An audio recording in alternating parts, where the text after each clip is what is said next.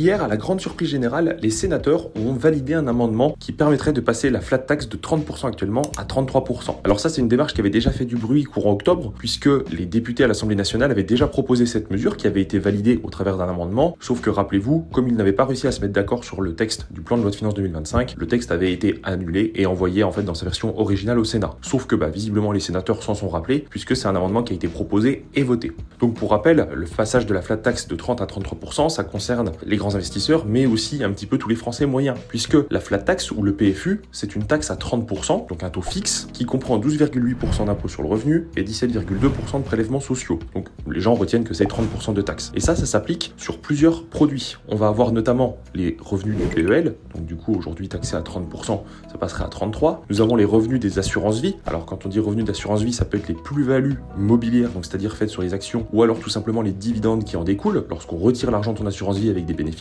et aussi sur les dividendes. Donc en fait, dans cette mesure, ce qui est un petit peu étonnant, c'est que ça peut pénaliser le français moyen, tout autant que ça peut un peu pénaliser le grand investisseur qui peut brasser plusieurs millions par an. Donc voilà, moi je trouve ça étonnant qu'ils aient pas mis en place une règle, que ça pourrait être par exemple pour les dividendes de plus de X euros par an ou ce genre de choses. Mais là, comme ça a été présenté et comme ça a été voté, c'est vraiment la flat tax d'ordre général. Donc même le français qui fait une plus-value de 10 euros sur son assurance vie sera maintenant taxé à 33% au lieu de 30%. Ce texte va ensuite être renvoyé à l'Assemblée nationale une fois que les sénateurs l'auront terminé et il sera voté ou non, mais compte tenu du fait que ça avait déjà été voté de base, je pense que du coup pour 2025 on peut s'attendre à ce que ce soit validé de la sorte. Donc voilà, chers amis investisseurs, attention, vous risquez de prendre 3% de taxes en plus sur vos revenus mobiliers. Dites-moi ce que vous en pensez dans les commentaires. N'oubliez pas de vous abonner pour être informé sur l'actualité, on vous tient au courant très vite après les actualités donc sur les sujets fiscaux. Découvrez aussi nos autres vidéos si vous ne connaissez pas la chaîne et puis je vous dis à très vite pour de prochains contenus.